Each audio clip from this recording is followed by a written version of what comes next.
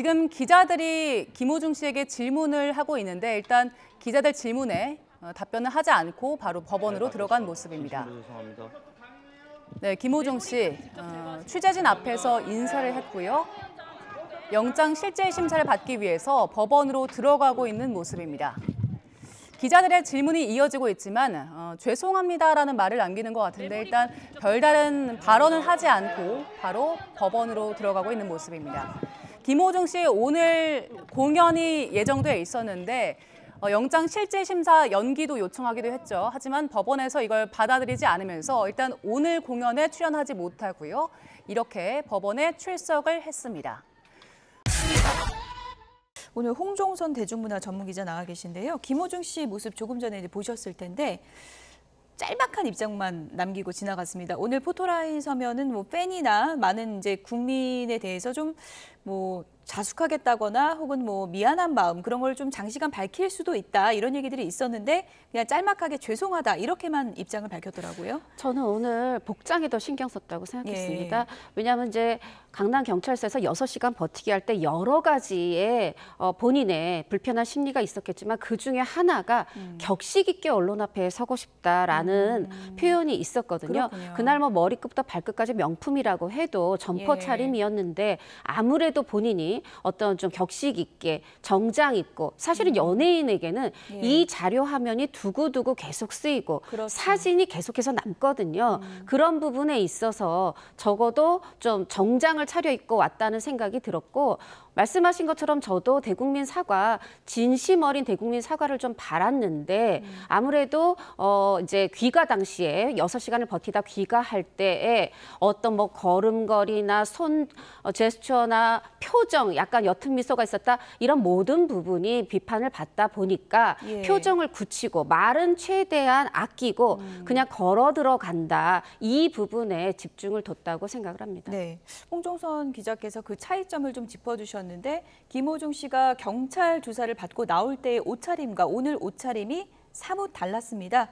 저희가 좀 화면을 준비해봤는데요. 왼쪽이 경찰 조사를 마치고 몇 시간 동안 경찰서 안에서 좀 버티다가 나왔을 때 상황이죠. 점퍼 차림에 모자를 눌러 쓴 모습이었고 오늘은 영장 심사를 받을 때 양복 차림을 하고 나왔습니다.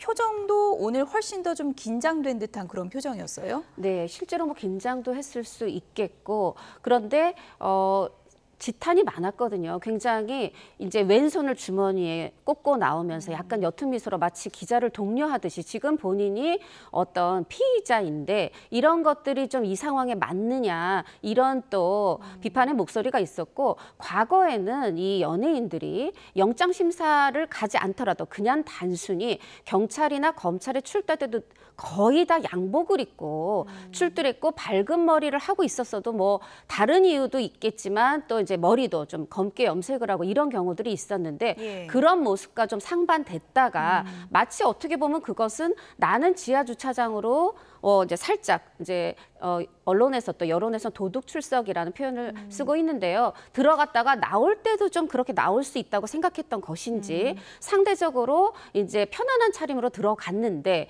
본인의 의지와 달리 혹은 예상과 달리 결국은 짧게지만 뭐 20초 안팎 30초 이내지만 언론의 그런 모습을 격식 차리지 모습을 드러냈던 부분 좀 이런 부분에 대한 지우기가 아닌가 생각을 해봤습니다. 예. 당시에 나는 포토라인에 안 서겠다. 경찰서 조사 받고 나서 좀 변호사하고 실랑이가 있었다고 하고 지금 후일담으로 전해지는 언론 보도를 보니까 내 마지막 스위치다. 이건 내 마지막 자존심이다. 이렇게 언론 앞에 내가 먹잇감이 될 수는 없다. 이런 얘기를 했다고 지금 전해지고 있더라고요. 그렇습니다. 이제 마지막 스위치라는 거, 내가 이 스위치마저 이제 이건 켜는 게 아니죠. 여기서 스위치를 누르는 건 김호중 씨 입장에서 이 전기를 끄는 겁니다. 그런데 자존심이란 표현을 아주 적절한 표현을 쓰셨는데 말하자면 이건 저의 개인적 추측입니다만은 이 슈퍼 클래식 어떤 클래식 공연 전까지는 나는 언론에 그 어떤 모습도 보이지 않고 공연을 마칠 때까지는 어떤 피의자로서 포토라인에 서고 싶지 않다. 그 모습을 남기고 싶지 않다. 공연을 다 마치고 나서 포토라인에 서고 싶다 이런 의지가 강했던 것으로 해석이 되는데 결국은 그 공연을 마치기 전에 이 경찰서에서 나오는 모습 또 오늘 이 영장 심사를 받으러 들어가는 모습을 이 언론 앞에 남기게 됐습니다. 네, 영장 심사는 이제 마무리가 된 거고요. 판사의 구속 여부 결과가 나올 때까지 기다리게 됩니다. 들어볼까요?